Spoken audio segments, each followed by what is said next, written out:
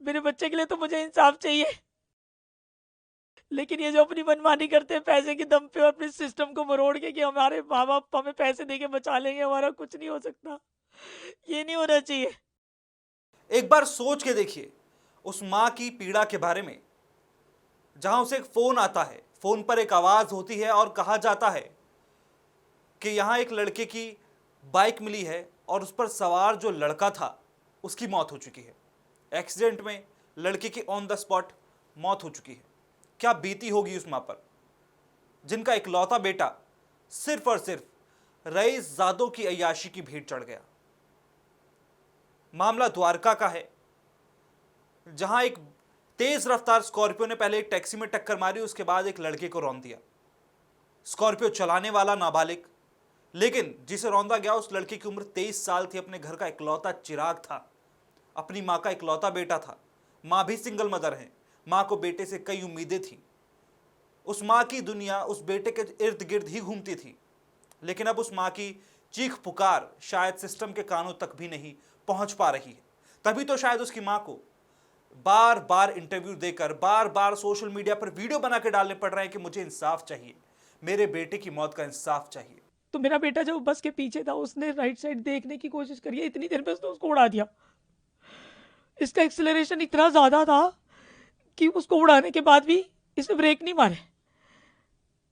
Break ना मार के इसने और ज़्यादा एक्सेलरेशन दे दिया। ये जो एक्ट है, ये इनकी क्रिमिनल एक्टिविटी दिखाता है कि जिन जिन बच्चों को ये लगता है कि हम कुछ भी करेंगे रोड पे जाके और हमारे माँ बाप के पास पैसे हैं तो हमें कोई पनिशमेंट नहीं होगी, हम कुछ भी कर सकते हैं, ये क्रिमिनल मेंटालिटी है, ये कोई गलती नहीं है।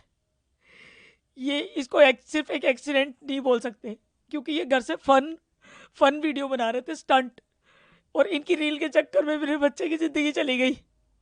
वहाँ पे और भी स्टूडेंट पढ़ते हैं, उनकी भी ज़िंदगी जा सकती थी अगर और बच्चे उस रोड पे खड़े होते। मेरे बच्चे के लिए तो मुझे इंसाफ चाहिए, लेकिन ये जो अपनी मनमानी करते हैं पैसे के दम पे और अपने सिस्टम को मरोड़ के कि हमारे माँ बाप हमें पैसे देके बचा लेंगे, हमारा कुछ नहीं हो सकता, ये नहीं होना चाहिए। द्वारका में साहिल के साथ जो हुआ वो अक्सर हमने पहले भी होता देखा है, लेकिन कोई ऐसा एग्जाम्पल सेट नहीं किया जाता जिससे कि ऐसे मामलों पर रोक लगाई जा सके, ऐसे मामलों को रोका जा सके, इनकी रोकथाम की जा सके। और सबसे हैरान कर देने वाली बात तो यह है कि जो गाड़ी चला रहा था उसकी उम्र 17 साल थी। गाड़ी पर 13 चालान थे, जिसमें से ज्यादातर चालान ओवर स्पीडिंग के थे।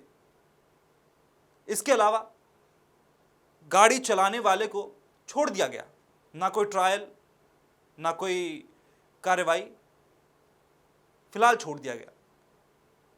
घटना के अलग अलग वीडियो सामने आ रहे हैं, अलग अलग एंगल से वीडियो सामने आ रहे हैं, गाड़ी के अंदर से चलते वीडियो सामने आ रहे हैं, लेकिन उसके बावजूद भी बहुत आसानी से छोड़ दिया गया।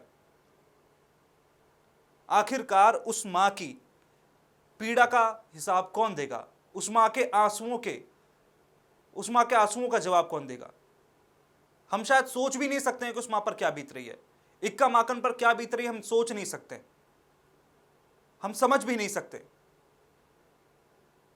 लेकिन जिसका इकलौता बेटा गया है, सिर्फ वही जान सकती हैं कि उनकी दुनिया में क्या कुछ बदल गया।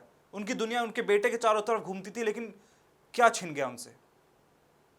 ये सवाल आज सिस्टम पर है, हमारे ऊपर है, और जवाब हम शायद उस मां को ना दे सकें।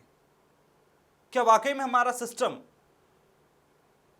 ऐसे रईसजादों के सामने घुटने टेक चुका है?